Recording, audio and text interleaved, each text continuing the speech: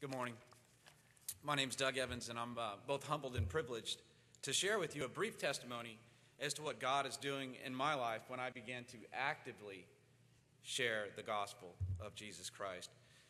There was once a time in my life where I lived my faith inwardly. I was an inward Christian, and I thought that a self-centered life, gathering together with fellow believers, was more than enough, and that by simply living a Christian example in a secular world, well, that's all that God required of me, right? Well, through adversity and trial, God had a different plan. He worked in my heart, and He formed me and He shaped me. Everything that I had worked for in my entire life to achieve professionally was forever changed in the aftermath of 9/11. God used a perfect balance of disappointment and faith, and in so doing, He refined and strengthened me. The Lord worked in my heart to open my eyes and see that the knowledge of the gospel of Jesus Christ was something not to be kept within myself, but rather to actively and passionately share with all whom He placed in my path. Now that I've set the stage for the work that God has done in me, now let me tell you about how the Lord has used me to build His church. My profession is commercial aviation. I'm a pilot and I fly for a major air carrier, and as such, I am continuously exposed to a vast number of people, to include pilots and passengers alike, and being locked in a cockpit behind a Kevlar steel door at 37,000 feet gives a new meaning to the word captive audience. God has a very unique way of making His voice heard. Although the world is my mission field and I treat it as such, I've been given many opportunities to share my faith with those I fly. On one occasion, I was paired with another pilot over a 4-day trip who relayed to me all the things that were wrong with his life, all the bitterness, all the pain, all the disappointment of what life was giving him. And for the first time in his life, this man could not overcome the adversity through his own hard work. And I tried to share my faith subtly with him, but he just was too bitter to listen. And life was wearing him down, and the anger and bitterness was taking a toll in his life. It was destroying his marriage. It was alienating him from his kids. And he couldn't see past his own disappointment to look to God. God, however, made an opportunity for perfect timing in our meeting. While on a layover, I was in Lexington, Kentucky. I unexpectedly came across a museum exhibit. It was a history of the Bible.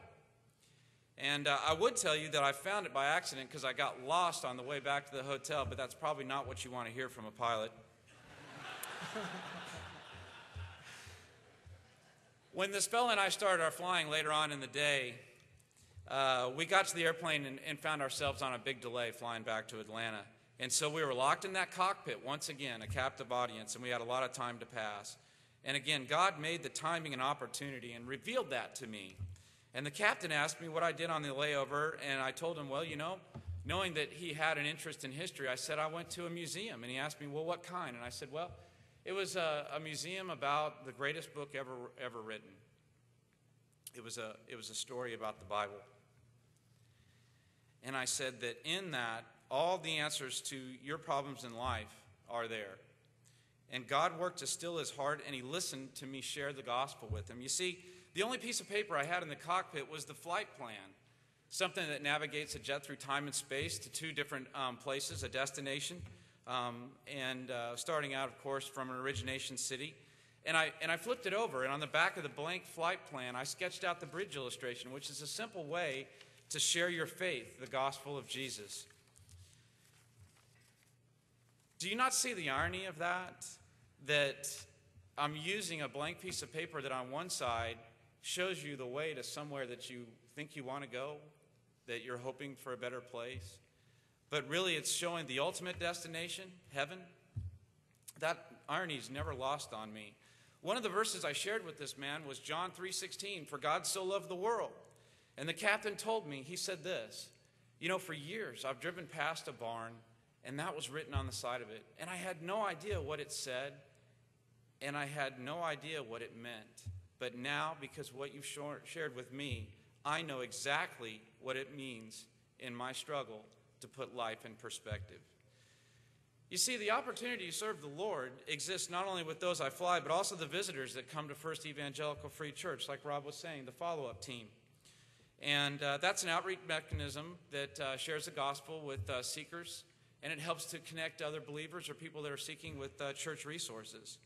And one follow-up contact that I had started out like a lot of others. I called, no answer. I called again, left a message, no answer. And I'd finally gotten to that third and final call, and I thought, well, I guess God doesn't have a plan in this. But by the prompting of the Lord, I decided to call one more time. And sure enough, somebody answered on the other end. And the guy said, my life's really busy right now. And I've been meaning to get in touch with you. I've been meaning to call you back. And I'm on my way to work right now. And I'll call you when I get back. Well, I never heard from him. And 2 weeks went by. And disappointed, I just kind of left it up to God. Well, one day I was coming home. If you think that commuting in Austin is bad, try going to Georgia for 4 times a month. That's a long commute. And some people have a 30-minute drive. Well, I have a 3-hour flight. And I use that time to spend with the Lord, and I'll read the Bible or I'll read spiritual development materials. And one day I was coming back home from a trip, and I was running early, very unusual. And the flight to Austin was running late, very unusual, God's timing. And I was literally walking onto the airplane as they were shutting the door. And as I was walking back, I was saying, God, put me in front of someone that needs to hear your word. So I sit down at the first seat that I'm led to. And I open up a book that I'm reading by Billy Graham, and the man looks over at me, and he strikes up a conversation. He says, hey, is that a good book? Well, yes, it is. Well, where do you go to church in Austin? And so I tell him. And he says, First Free? And I said, yeah. And he goes, what was your name again? I said, my name's Doug Evans. And he says, you are the guy that's been trying to get a hold of me. You see, God can manipulate commercial airline schedules if he has to. I've seen it. So where do you stand in your mission field? Well, I can tell you where I got to where I am today. God removed me from something that I had allowed to become a barrier in my walk with him. My love was flying airplanes. And in the post-9/11 industry meltdown, I lost my job for 3 years. And he removed the one thing that I thought that I was doing to glorify him, when it turned out I was using that to glorify myself. And through adversity and trial, he showed me that I need to rely on him, and not just to keep this gospel inside me and surround myself with other believers, but to go out and share that.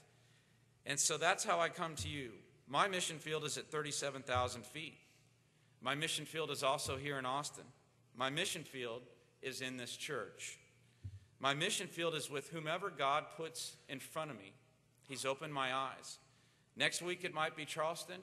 In July, it's China. When Jesus asked Peter if he loved him, he told Peter to go feed his sheep. He didn't say, hang out with the other disciples, go to a nice church, hang out with other believers, it's comfortable there. No, he sent him out into the world. In Romans, the Bible asks, how can they call on the one they've not believed in? And how can they believe in the one they have not heard? You see, the Great Commission in Matthew says, go and make disciples of all the nations. And the key word is go. And who exactly is it that will go? Isaiah 6:8. I heard the voice of the Lord saying, I did. Whom shall I send, and who will go for this? Here I am, Lord. Send me. You see, Matthew tells us not to worry about what you're going to say or how you're going to say it or what that might appear when the time comes. God will speak through you.